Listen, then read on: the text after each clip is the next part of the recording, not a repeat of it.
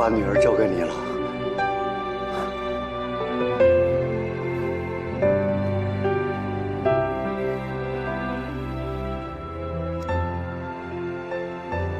谭明凯先生，梅如意小姐，无论顺境还是逆境，无论富贵还是贫贱，无论健康还是疾病，爱护她，珍惜她，忠诚地保护她，直到死亡，你们才能分开。谭明凯先生，你愿意娶梅如意小姐为妻吗？我愿意。梅如意小姐，你愿意嫁给谭明凯先生吗？我愿意。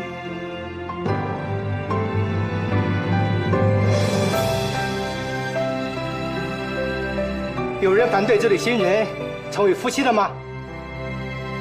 我反对。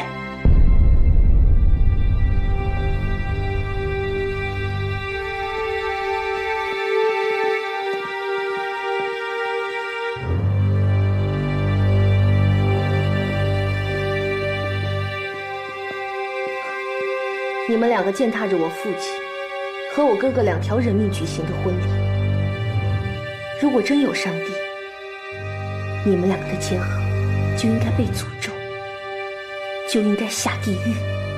思若，你不该这么说。你穿着本该属于我的婚纱，嫁给本该属于我的新郎。你霸占了我的爱情和所有的幸福，难道你不应该被诅咒吗？思若，对不起，你的人是我，你所有的怨恨由我来担着。2条人命你担得起吗？思若，您知道，从小我就有一个习惯，我什么都不相信，怀疑一切，包括人与人之间的情感。但是，我不知道为什么，我和谭明凯相处了这段日子，他身上的阳光、善良，对如意的爱，还有对我毫无保留的相信，我觉得很汗颜。汗颜？你这什么狗屁想法啊！应该感到汗颜的是谭明凯，他占有了你原本属于你的一切，你知道吗？不是义父，我说的不是什么财产啊、金钱、地位，我是说，谭明凯身上的那种单纯，他让我感觉自己，他让我感到我自己很邪恶，您知道吗？我的计划、算计，对着叶子，我什么都不敢保证，因为这个赌局已经开始了，我必须赌下去，我不能输，也输不起。但是，我很怕，万一我赢了。我可能连叶子都会输掉。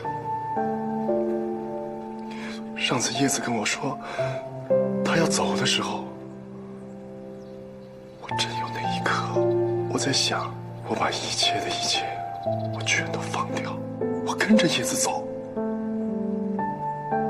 我真想过，最后叶子还是为了你放弃了自己啊。叶子他也为了我，他也答应去复仇。为什么？因为她是我叶海山的女儿，她别无选择，你也一样。义父，请您放心，到现在为止，我的脑子还是很清醒的，我非常的清楚，我所付出的一切，就是为了报仇，对不对？为了报仇。你这个样子，我怎么能放心呢？我原本以为你的目的清晰。我一再的告诉你说，这个世界上你只能相信你自己的判断，连睡觉的时候你都要睁开一只眼睛，把你这个枪啊摆在你手最近的地方。结果呢？结果你却因为谭明凯给了你一点点的感动，你就缴械投降。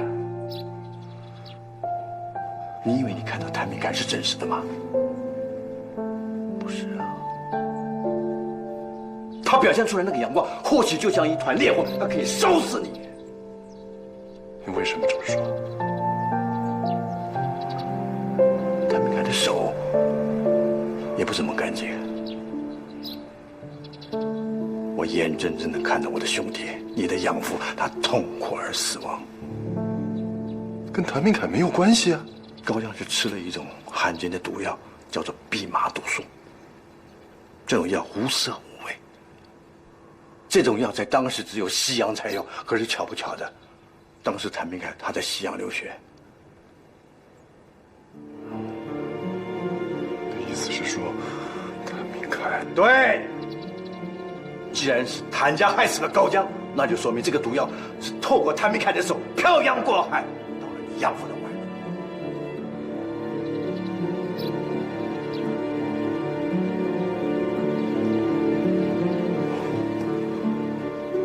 不会的，这怎么可能呢？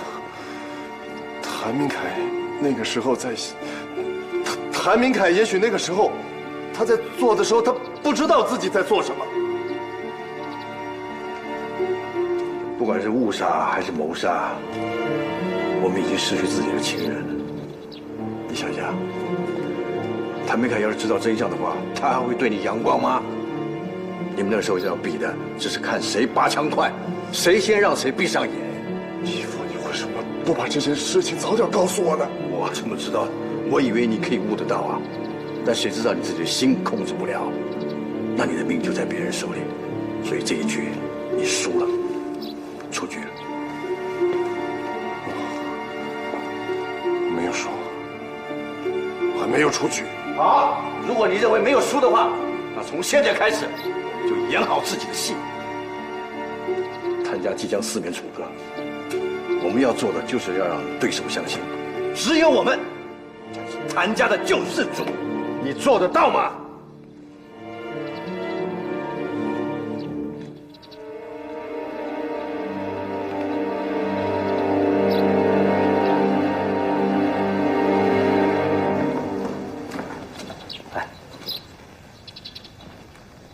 我去给少爷送点钱去，离家那么多天了，身上不能没有钱。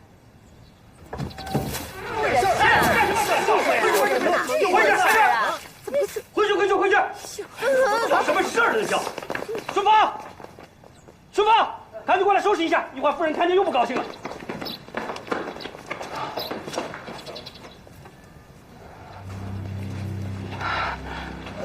夫人，我们谭家门前从来没有经历这种羞辱。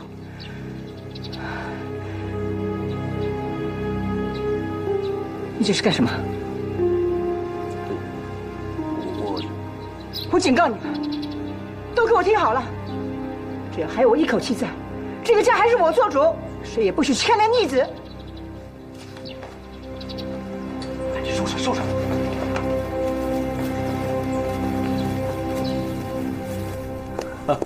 对，要童夫人了，童夫人，童夫人，童夫人。在座的各位，都是我们童家的亲朋好友。这些年来，也多亏了你们对我们的照顾，我在这儿也跟大家先说声谢谢。别客气，是啊。童家近来的遭遇，我想大家也早有耳闻。谭童两家几代世交，没想到谭家却做出了让童家颜面尽失的事情。如此行径，实在天地不容。是啊，必须惩治谭家，以维护镇上的声誉。家父向来恩怨分明，我童思若作为童家唯一残存的血脉，决定撤出制茶秘方以及股份，从此和谭家一刀两断。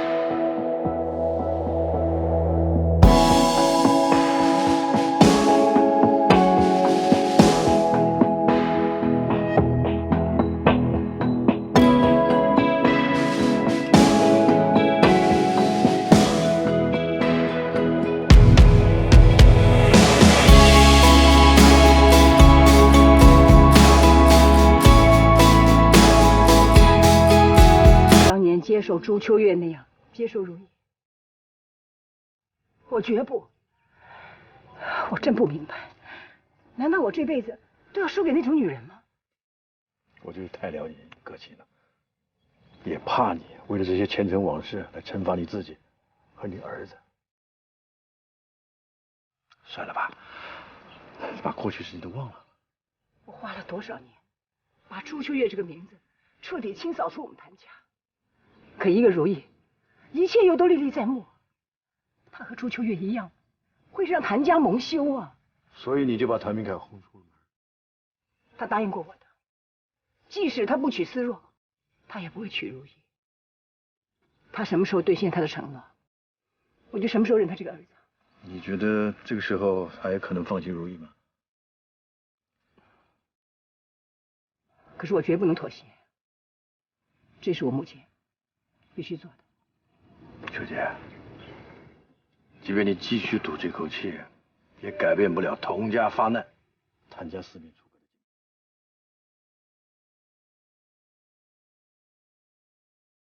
境地。我能改变，这样好不好？你让我来接替童家那一半的股份，我可以帮你对付所有对手。这样不妥吧？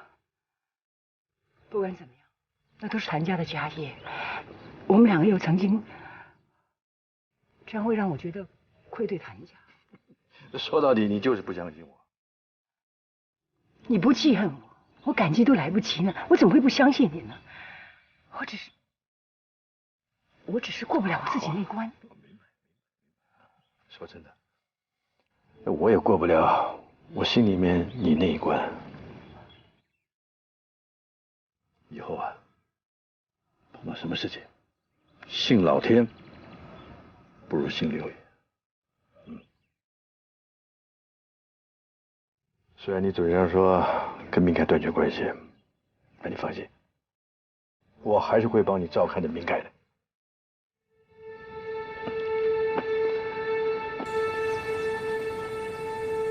我现在好像能预见了，他将来会有多难过。呵呵，看样子啊，今天只在加大菜啊。爸，您心里对谭夫人还有感情吗？有恨。少爷，谭少爷到了。哎，明凯，六爷，哎呦，来真巧，来，坐一块吃饭。好，坐。哎呀，那你不在医院，你跑到这儿来？我答应了如意，回来看看我妈。你是不是想说，与其回家吃闭门羹，不如跑到这儿来？明凯，如意怎么样了？好多了，休养一段时间，我想应该会完全好起来。好，别那么愁眉苦脸了，是男人没有扛不过去的事儿。来，喝一杯。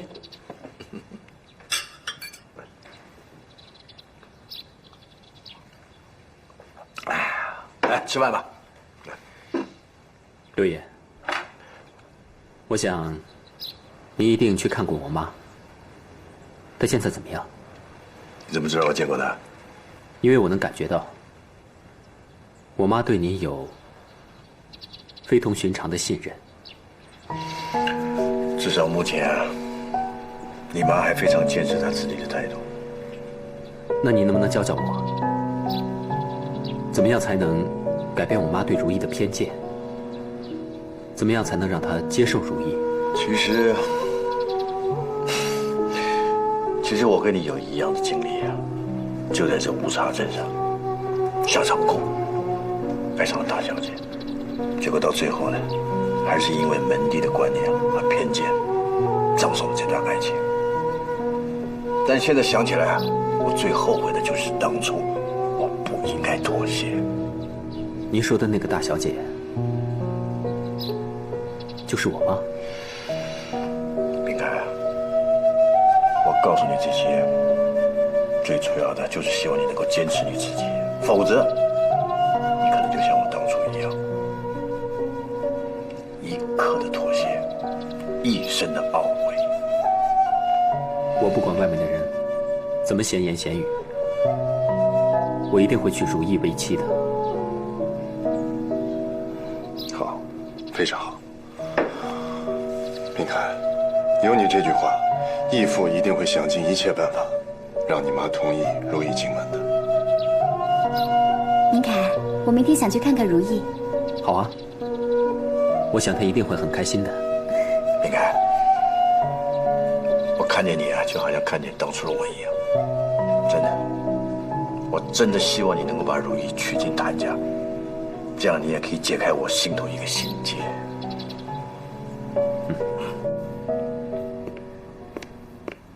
如意，你看谁来看你了？如意，早点了。哎呀，高老板，哎呦，谢谢啊！谢谢你们来看我。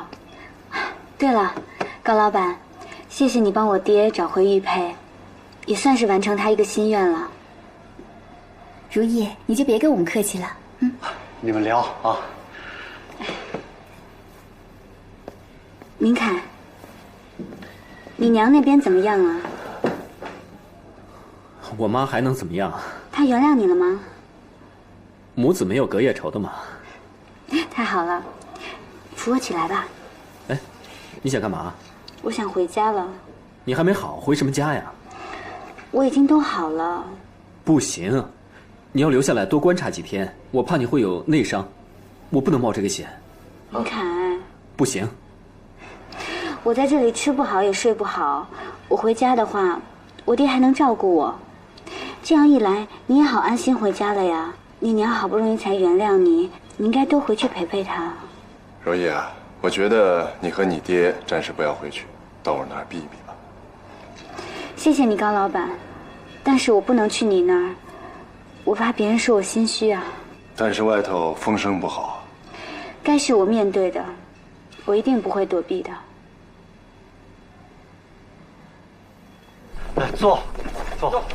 回来了。茶刚沏好。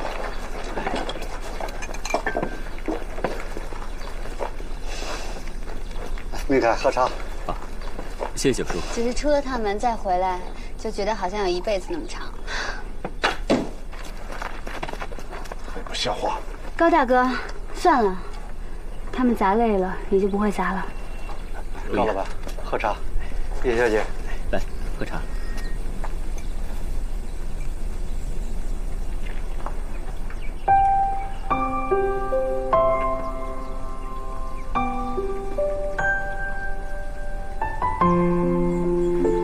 明凯，你这……如意，你曾跟我说，人生若只如初见，那该多好。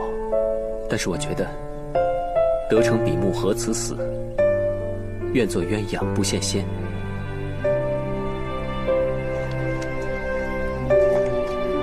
如意，你愿不愿意嫁给我？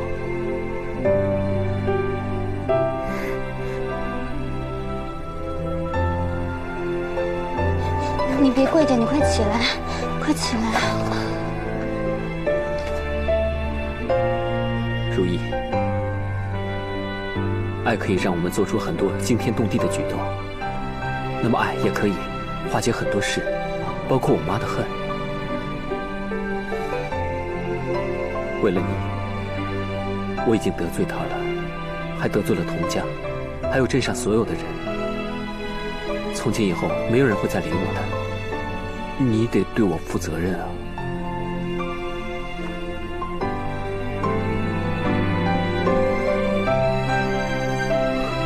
如意，从我认识你开始，我已经受够了思念，受够了痛苦，受够了咫尺天涯。从今以后，别人的谩骂，你就当是我们婚礼的贺词；别人的无礼，你就当是为我们婚礼的喝彩。最糟的事情，就是跟你分开，就是不能跟你在一起。其他事情我什么都无所谓的，因为我爱你。我已经不顾一切的救赎你，现在轮到你来救赎我了，那就是做我的妻子。因为只有跟你在一起，我才会幸福。如意，嫁给我好吗？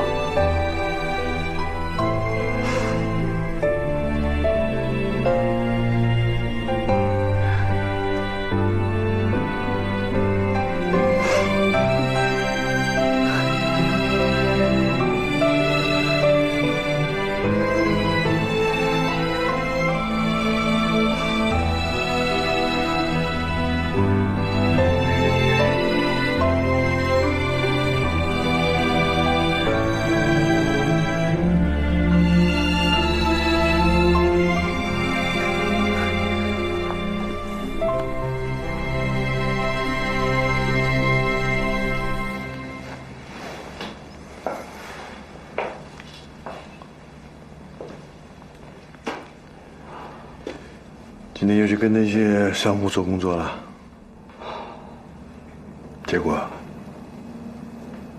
他们个个都是谭家的老朋友了，可是现在都不能容忍明凯带走童家小妾的事儿。你说我求神拜佛这么多年，佛祖怎么就不保佑我呢？佛说，不原谅众生，那就是苦了自己。佛也说过，忘记并不代表从未存在。那我说，你何必为了一个死去那么多年的女人去折磨活着人呢？哎呀，朱秋月还活着，活着？我说的是如意，她简直就是一个活生生的朱秋月嘛。小姐，你想不想知道明凯他现在怎么了？秋朗和叶子去看过他。他今天也把如意接出院回家了。这里才应该是他的家。只要他肯离开如意，一切都有转圜的余地。可是从我跟他聊天当中啊，我发现几乎没这个可能。秀姐，我只想说啊，你已经因为朱秋月失掉自己的丈夫，难道你还要因为如意再失掉自己的儿子吗？好了，你再这么固执下去，会失掉更多啊！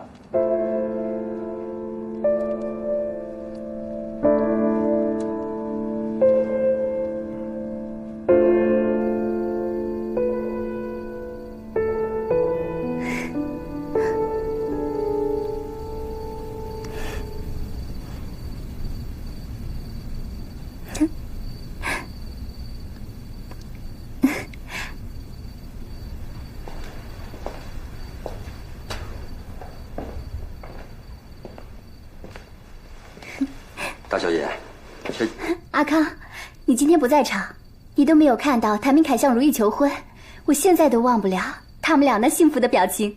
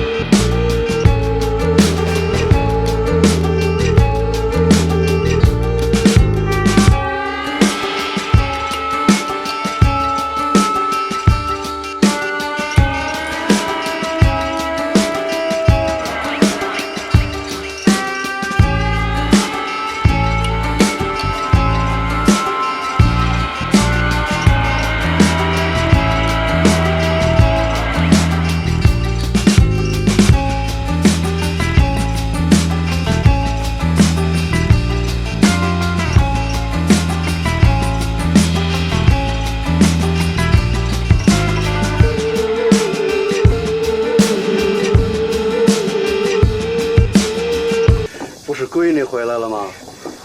这是沾如意的光哈，那天天回来好，有肉吃啊。这小子，爹，哟，你怎么起来了？爹正给你包饺子呢。谢谢爹。老五，我有事情要问你。什么事儿？明凯和他娘怎么样了？仙儿，行了，我给你下俩尝尝啊。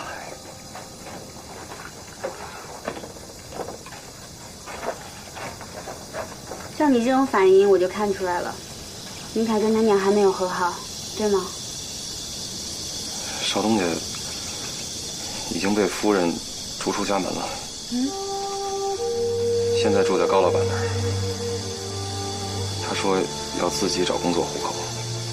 还有，夫人说要跟他断绝母子关系。文笔真的不错，学历也很高。看来跟我们这个报纸啊还比较对路。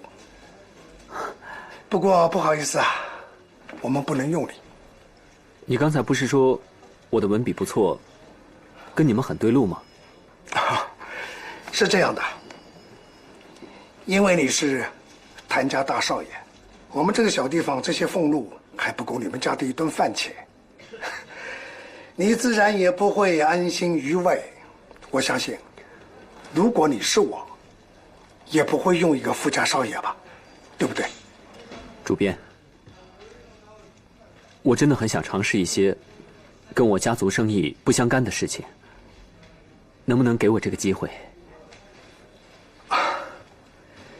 机会不是没有，我们真想采访你，你现在就值得上头条，你的那些故事啊，就值得报道。我看这样吧，你能不能以主人公的名义，把你和那个茶女那些故事写成香艳小说连载，然后多加一些那方面的内容。你看，哎，可以的话，我给你一个专栏。请你来当差，那我们生意还做不做了？关门大吉算了。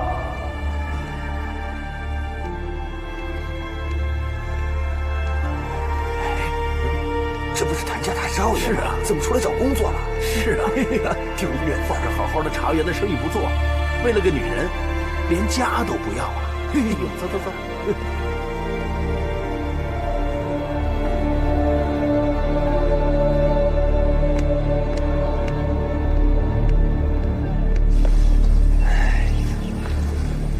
哎呀，怎么这么多的虫子？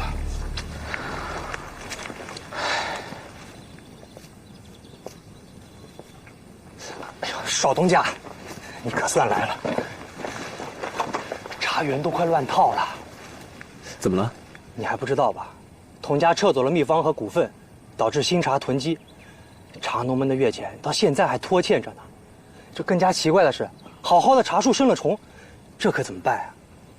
少东家，本来我不该这么说的，可我还是忍不住要说两句。现在这茶叶上生了虫子，这分明是遭了天谴啊！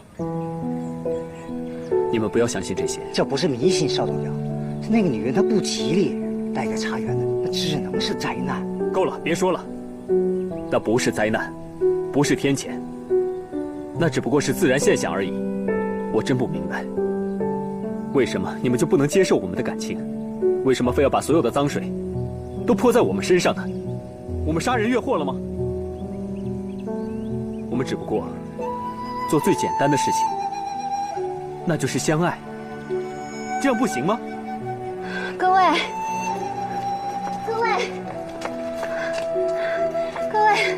请你们不要再责怪明凯了，所有的责任都是我一个人造成的，你们要怪就怪我吧。不。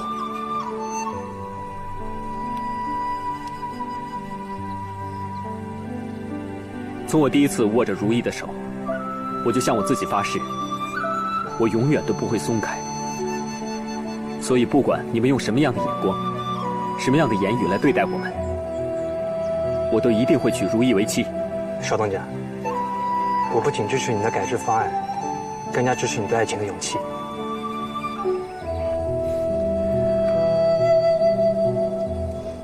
六爷，我建议启用我们最早安排在谭家的人。现在谭家内也有外患，正是我们掏空他们的好时候。现在，谭夫人走到这一步，都还死扛着不让我们插手谭家的产业，我看我们必须出手让她表态啊。明白了。可是我不明白，明凯已经被谭家赶出家门了，谭家就少了一个精神支柱，你们能不能对明凯和如意罢手啊？罢手？叶子，你太小看谭夫人了。只要有她在，谭家是不可能垮台的。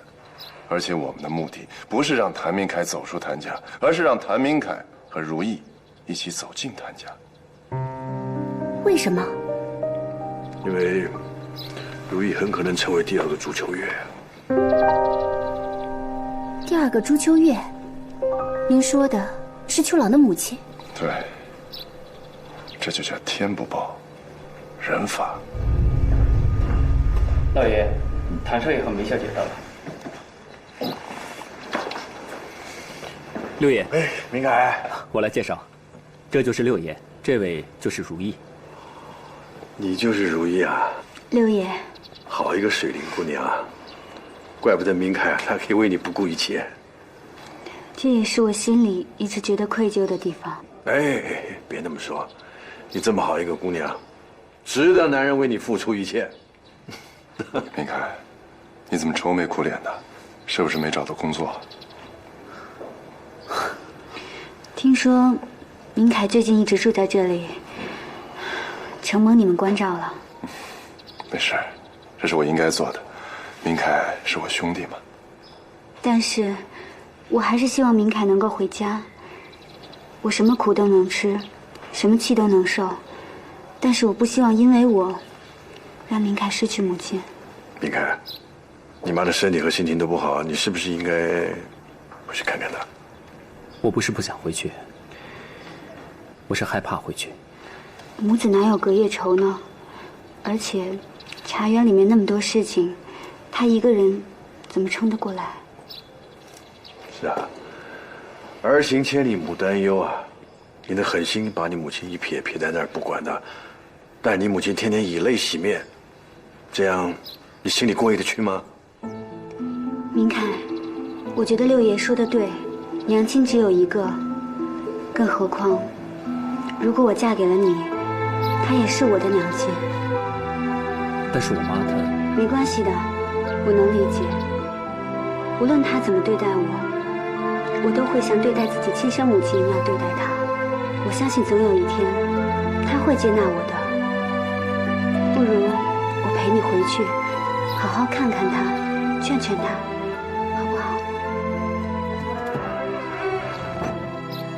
少爷，如意，回来就好，回来就好。魏叔，我妈呢？啊，在她自己房间里呢。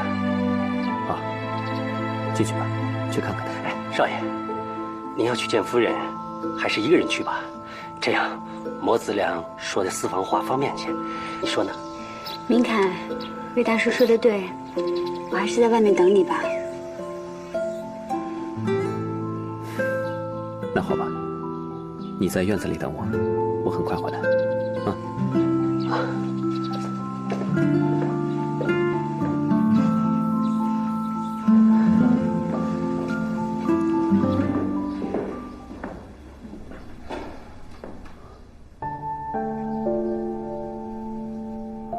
妈，走投无路了，想起回家了。不是，我是想回来看看你。看什么？看你怎么样把你妈气得一病不起，还是看你怎么样把谭家推到人人唾弃的地步？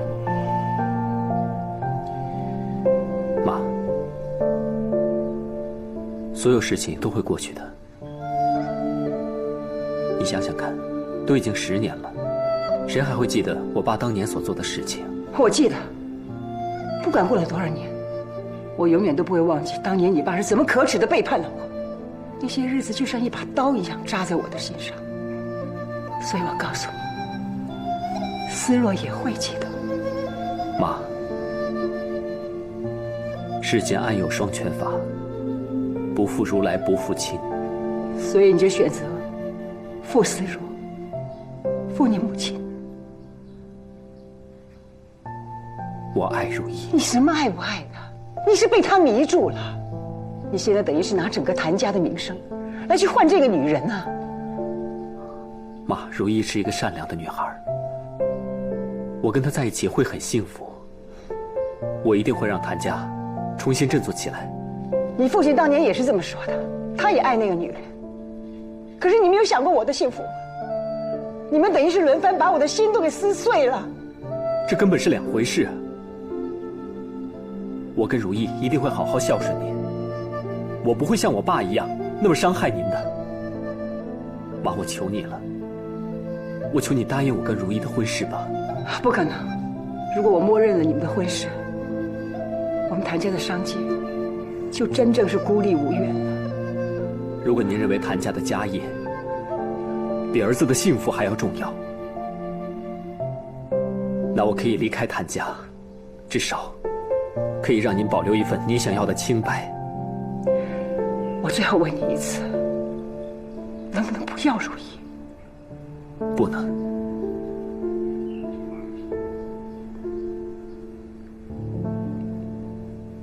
门在那儿，走了就愿不要回来。不管你将来是得意还是失意，这个家不再是你的后盾了。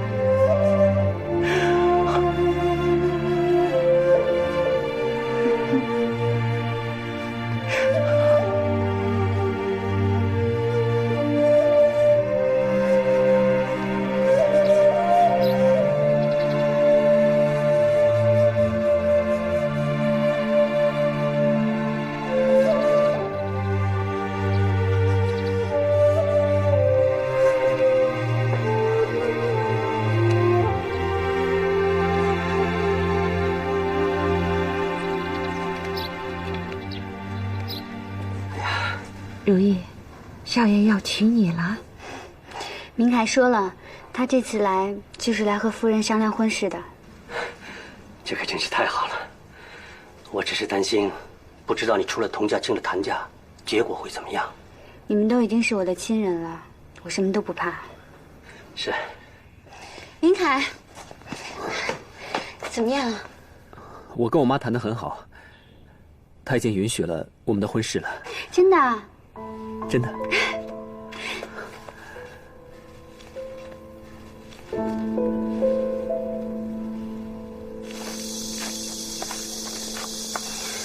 爹，老五，你们都是我最重要的亲人，所以我有一件事情要告诉你们。谭夫人已经默许了我和明凯的婚事了。这是天大的好事啊！我去村头给你扯块好布做嫁衣。不用了，爹，明凯已经决定了，我们要用西洋式的婚礼。那我该做点什么呀？你们只要来参加婚礼就好了。你不替我高兴吗？高兴。就是夫人真能这么大度吗？她毕竟也是明凯的娘，也希望他幸福。就是担心你进了谭家，能过好日子吗？哎呀，老五，有谭少爷护着他没问题。你是不是妒忌人谭少爷啊？没有，有一点，我就是可盼着如意嫁人了，这嫁的人又不是我。老五，你以后一定会遇到比我更好的姑娘的，到时候你就不这么说了。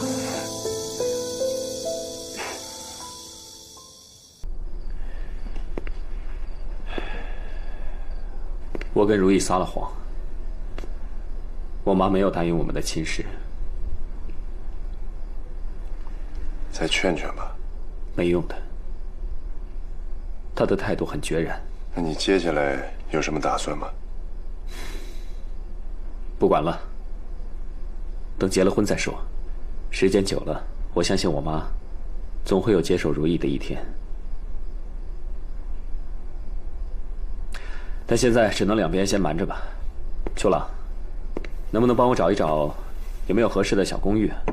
没问题，包在我身上。又要麻烦你了。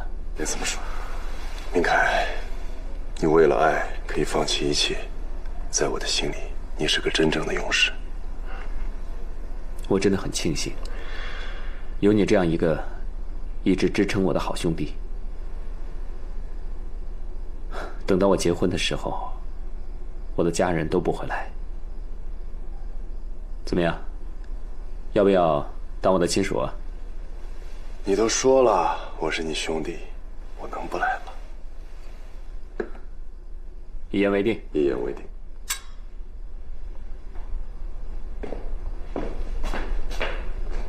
知道了。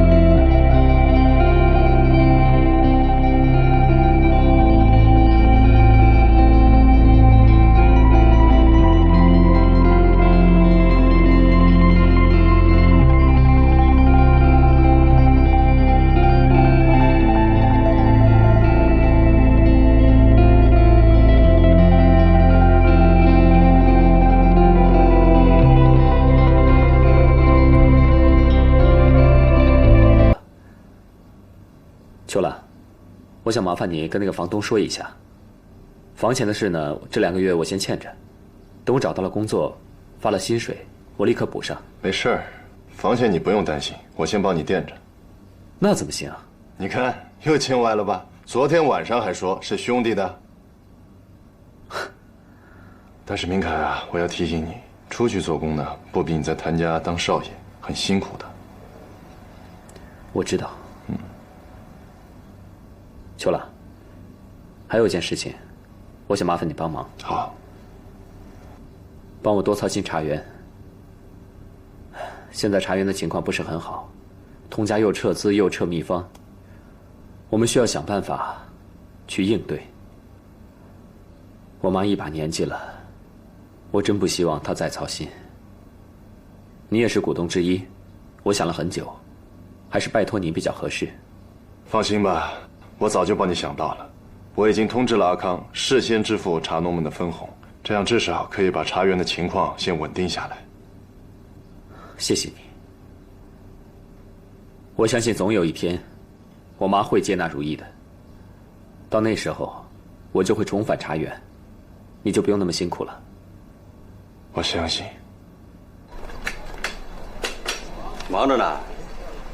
哟，阿康来了。您这是有何贵干呢？这是这个月给茶农的分红。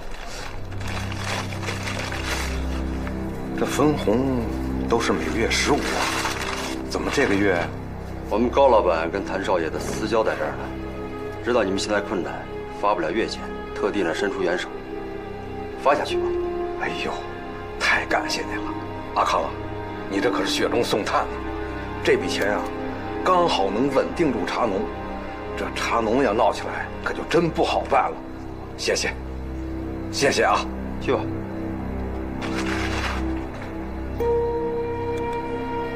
按计划进行。早就准备好一出坚守自盗的好戏，就等命令了。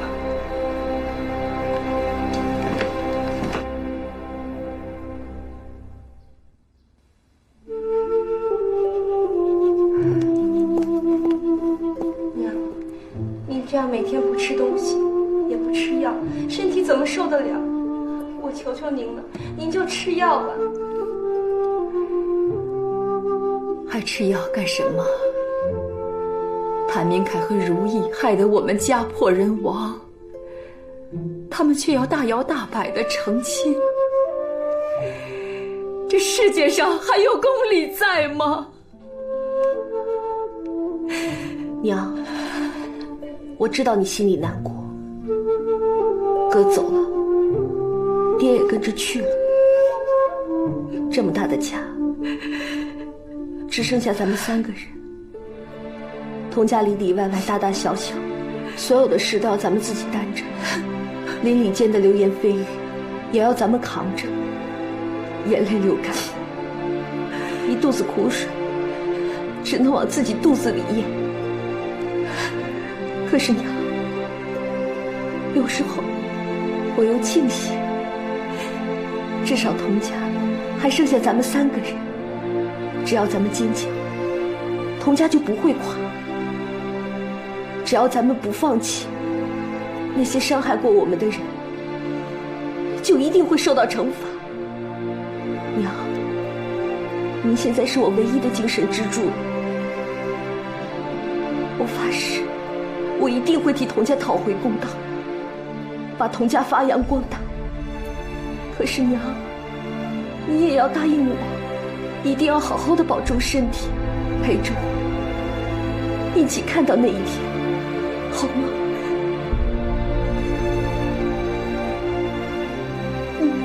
好，我答应你，但是你也要答应娘，一定要替你哥还有你爹报仇。我答应。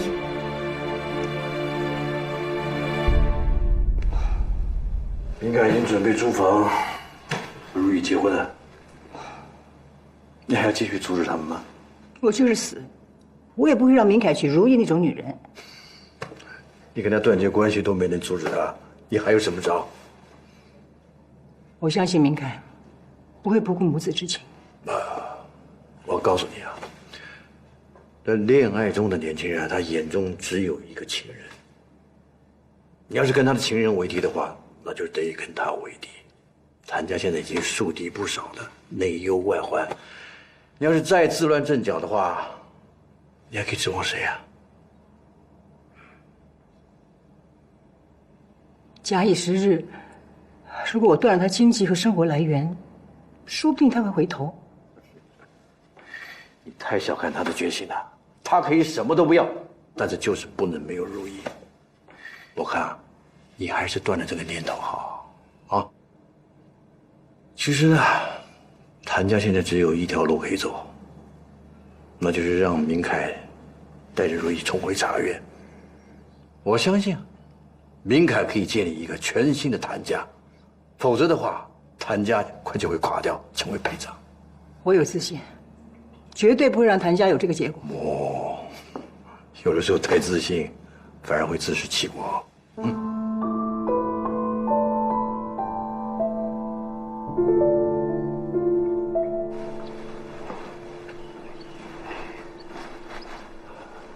如意，什么叫西洋婚礼呀？西洋婚礼的意思呢，就是一个牧师站在上面说一堆话，然后就宣布你们正式成为夫妻了。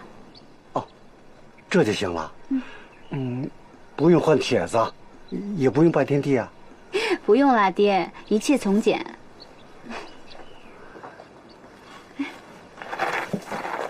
夫人，云姨。谭夫人，请坐。离开明凯，你想要多少钱我都可以给你，比你当谭家少奶奶多得多。你可以和你爹过着日衣食无忧的日子。只要你离开明凯，离开乌察镇。夫人，明凯不是说你已经答应了我们的婚事吗？明凯是这么跟你说的。我这儿子还真善良。我的原话是，如果他要你这个祸水，他就不再是谭家的少爷，永远不能回家。夫人，虽然明凯这次没有听您的话，但是他心里面真的很尊敬您，所以您就不能宽恕他，不能原谅他吗？你错了，我不能宽恕、不能原谅的是你。我现在所做的一切，恰恰就是为了保护我的儿子。我不想他像童耀东那样又被人推下山。你做过一次，难保不会做第二次。夫人，我求你给孩子们一条生路，让他们在一起吧。他要给谁留活路呢？童家两条人，明凯为了你，现在成为人人口中茶余饭后的笑柄；谭家茶园为了你，遭到所有商户的排挤和鄙视，也是一个只会带给所有人不幸的灾星。夫人，请您别将所有的罪责都怪在我身上。难道这些要由我来承担？你带给我们谭家的是灭顶之灾，我求你了，离开明凯。谭家茶园，我都少不了他。夫人，你别这样逼他。我求求你，你只要想想思如，你就不会做出这种事来。思如和你不是好姐妹，她的母亲现在只剩下半条命了。如果你们在这个时候举行婚礼，岂不是要了她的命吗？求你，离开明凯，还给谭家、童家一点点的尊严好吗？我求你，夫人，夫人。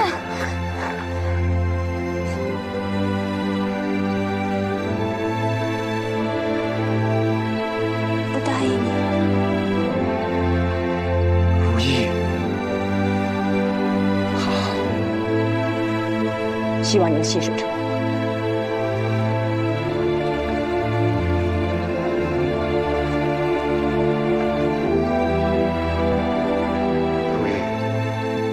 真答应。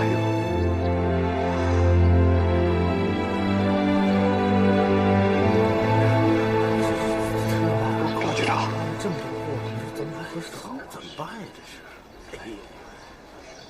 您看这茶叶也不经查，再说您都查了10多天了，我们的客户都逼着我们退货呢。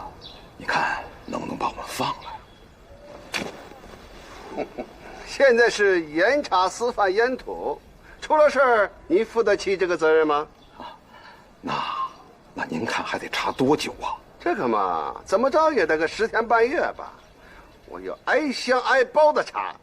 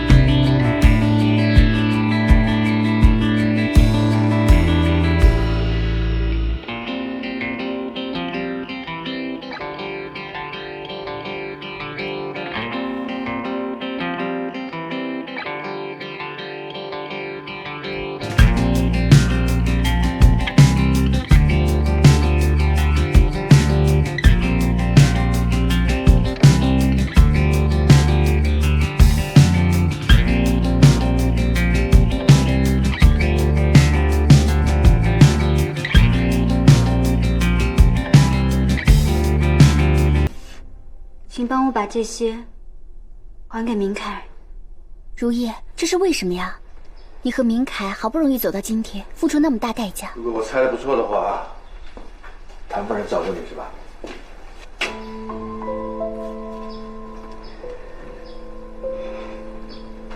当我自己沉浸在幸福和喜悦里面的时候，我不知道的是，思若她在痛苦，谭家被所有人唾弃，还有明凯和他母亲断绝了关系，所以我觉得谭夫人说的是对的。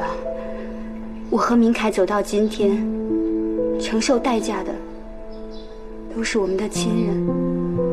还是如意，你有想过明凯的感受吗？有想过你们两个人之间的承诺吗？明凯一直在紧紧地抓着你的手，你却说要放开，这是什么？这不是背叛吗？我只是想把它还给谭家，我不能这么自私。这不叫归还，这叫毁灭。你不仅毁了谭明凯，也毁了所有人的努力。刚才你不是说你不能太自私吗？好，现在我来告诉你什么叫做自私。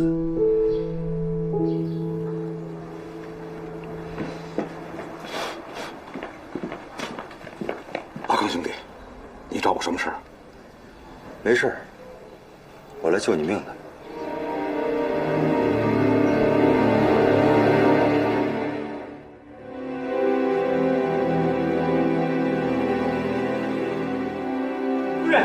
夫人，不好意思，慌慌张张的。警局要普查私贩烟土，咱们家的茶叶积压在码头出不去了，商户们要求退款了。那就退。退不了了，茶园管账的卷钱走了。快派人抓住他！哎，好。云翔，去聚顺兴请叶海山过来，快！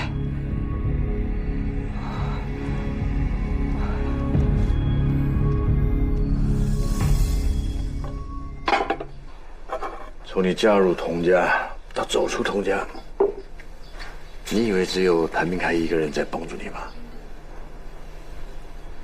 你看不见的还有椰子、秋郎，甚至整个聚顺兴，你才得以走到今天。现在的局势，不过就是童家撤股，商户发难嘛。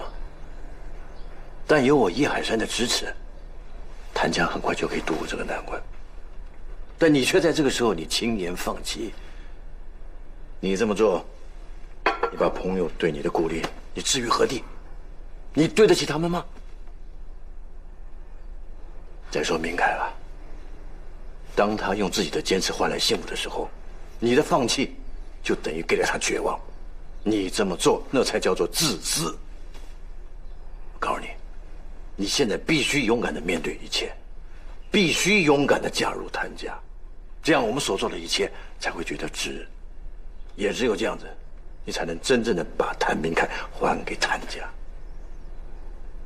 如果你坚持选择退缩，那我们也会停止对谭家所有的帮助，因为我觉得不值啊。你为什么要这样帮我？还有明凯，因为你们的爱深深感动了我。如意，你嫁给明凯吧。不管前面有多少困难，有我们的帮助，没有跨不过去的困难。六爷，六爷，出大事了！夫人让你过去，有急事商量。怎么了？茶园那个管账的，在这个节骨眼上，把茶园里所有的钱都卷跑了，这不是釜底抽薪吗？看见了吧？这一个人的退缩有用吗？你选择吧。我明白了，六爷，请您帮助谭家。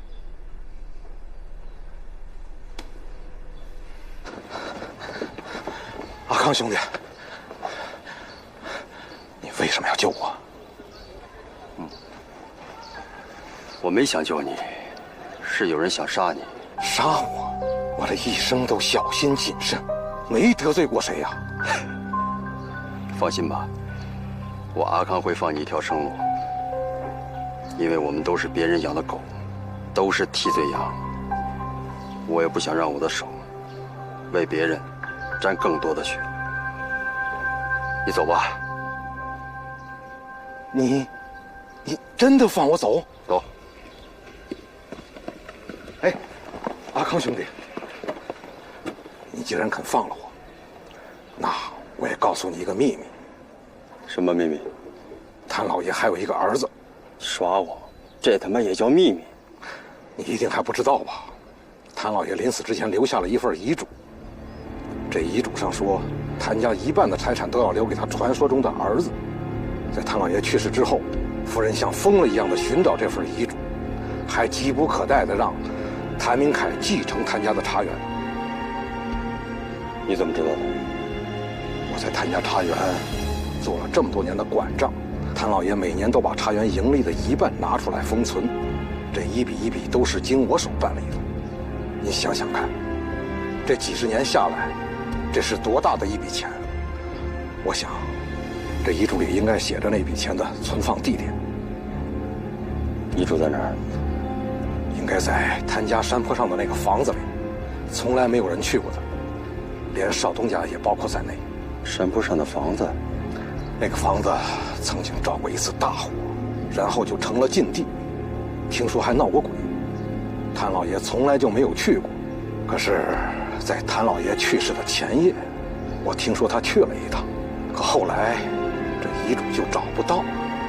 我想，这遗嘱就应该在这个房子里。阿康兄弟啊，这件事儿我连夫人都没有说过呀。行了，这个话就此打住，跟谁都不能说，明白吧？是，赶紧走。谢谢，谢谢。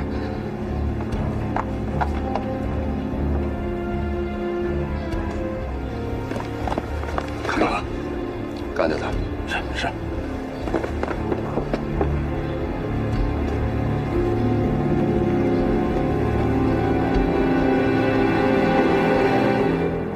真是日防夜防，家贼难防。真让你说对了，茶园管账的带着6家店铺的定金卷款潜逃了。这不是你们谭家茶园的老人吗？怎么会这样？是啊，人心难测。我们跟童家的事还没摆平呢，这会儿又出了这事儿。现在那些客户全都堵在茶园，要我们交换退金，要不然就要闹到警察局。哎呀，头都大了。哎，别急啊！不是就钱吗？钱能解决的事，你都不叫问题。现在就派人到居城军去领钱。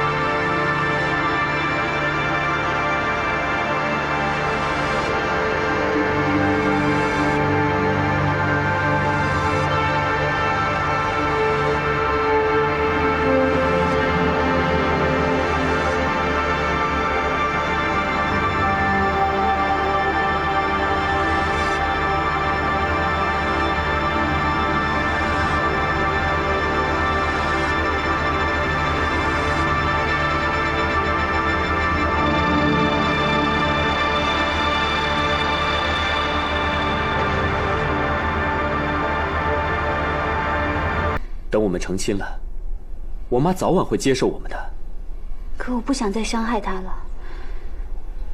明凯，我已经决定了，我不会再离开了。但是，我们能不能等一等，等到你娘接受我了，我们再成亲？还要再等？可是以我妈的脾气，我真不知道还要等多久。不用等了。六爷，六爷，怎么样了？告诉你们个好消息，谭夫人已经答应你们婚事儿。恭喜你们，有情人终成眷属。真的啊？太好了，六爷，我都不知道该怎么谢你了。哎呀，要谢我的话，就赶紧请我喝这杯喜酒，免得又让你妈后悔了。知道。你是不是疯了？如意留在谭家，就等于是在我们身边留了一颗定时炸弹。我实在承受不了了，大夫，你帮帮我，让2个孩子回来吧。哎呦，那你不能开口说话呀！我已经憋了几10年了，眼看着孩子就要回来了，我不想再装哑了。云霞，哎呀，夫人，我想来想去想不通，你今天怎么会突然开口说话？哦，夫人是这样的，前段日子啊，他一直请郎中在治疗，这段时间刚有点好转。云霞能开口，是托你的福。是吗？怎么我总觉得治好你痒症的药方是如意呢？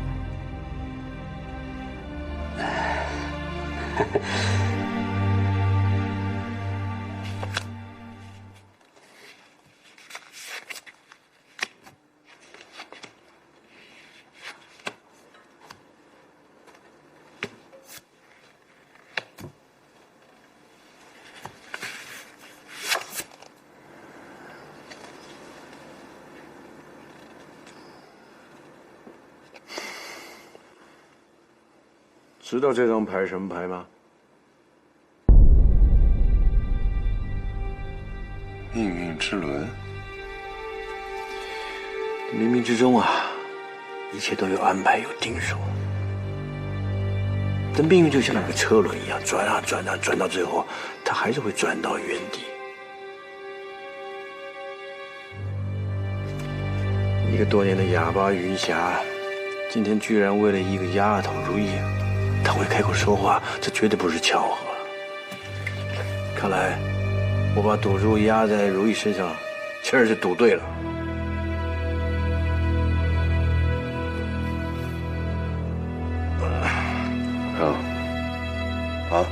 今天那个管账你怎么处理了？哦，我把他放了。真的？真的。不到万不得已，我也不想随便杀人。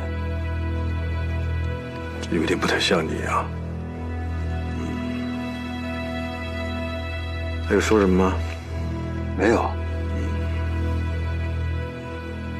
秋兰，樊明海和如意的婚礼上啊，这梅老九跟云霞一定会碰面。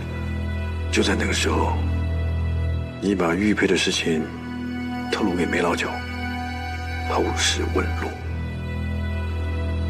好，我知道。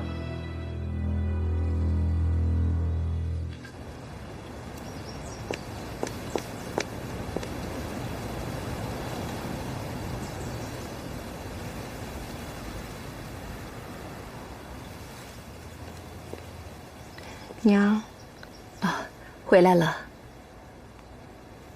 思若，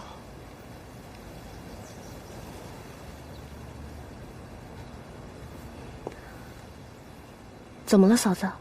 有件事情，我觉得你应该知道。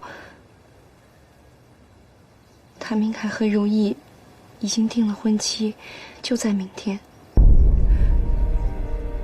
你说什么？娘，您先别着急，这如意她才刚出我们童家的大门，这谭明凯就这么急着让她进谭家的门，他是让我们活着的人遭受羞辱，死去的人死不瞑目，是不是？娘，我会让他们知道，他们是踩着我们童家2条人命拜堂成亲的。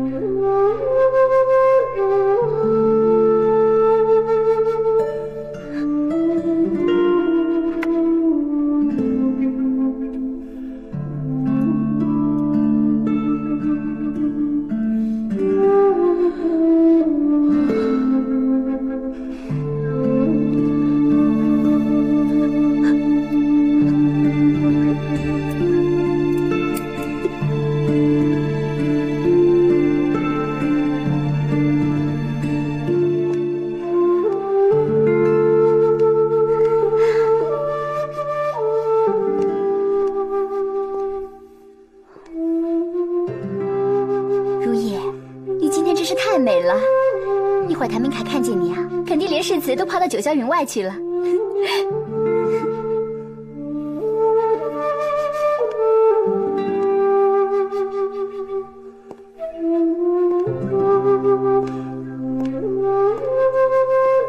如意，你怎么了？就是觉得心里不太踏实。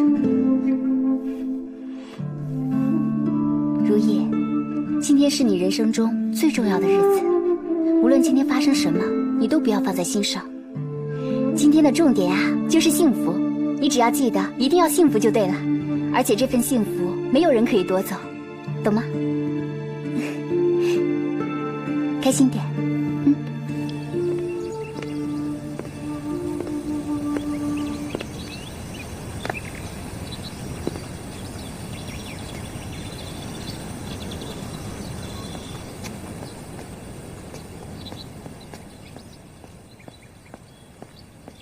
少东家，如意梳妆完毕了，牧师也到了，咱们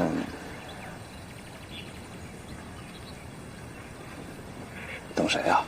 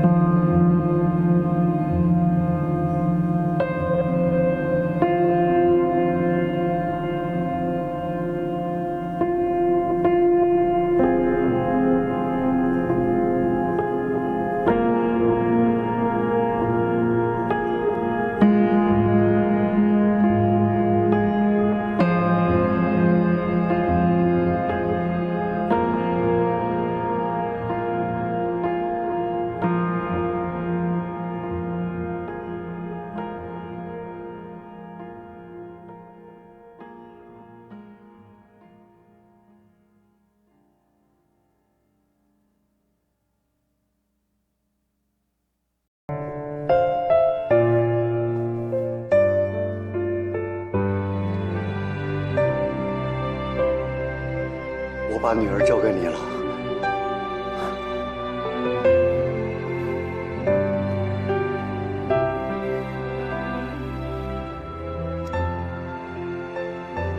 谭明凯先生，美如意小姐，无论顺境还是逆境，无论富贵还是贫贱，无论健康还是疾病，爱护她，珍惜她，忠诚地保护她，直到死亡，你们才能分开。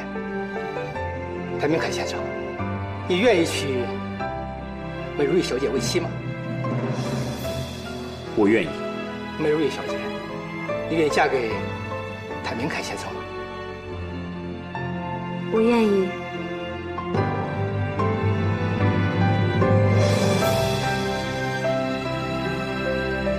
有人反对这对新人成为夫妻的吗？我反对。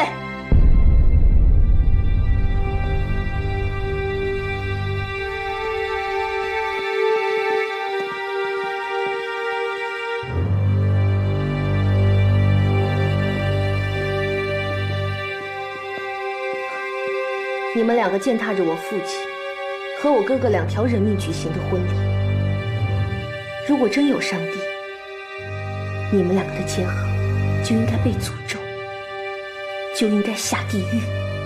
思若，你不该这么说。你穿着本该属于我的婚纱，嫁给本该属于我的新郎，你霸占了我的爱情和所有的幸福，难道你不应该被诅咒吗？思若，对不起你的人是我，你所有的怨恨由我来担着。2条人命你担得起吗？思若，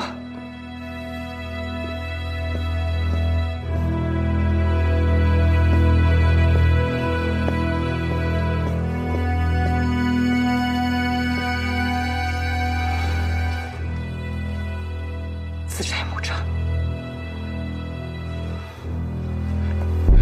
妈，妈，童老爷，童少爷，我替我们谭家向你们请罪。如果只有偿命才能让思若解恨，那就用我这条老命替我儿子还了欠你们的命债吧。妈，该跪下来、该偿命的人，应该是我们。你不配跪。童小姐，这恨归恨，可夫人一直把你当做自己的亲生女儿，难不成你真想让她偿命？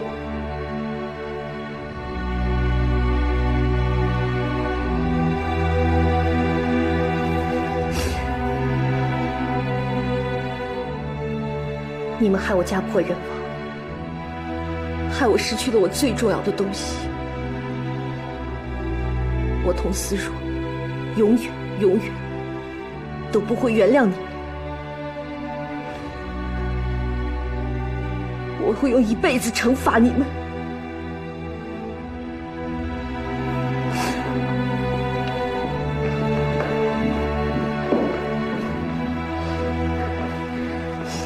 别碰我！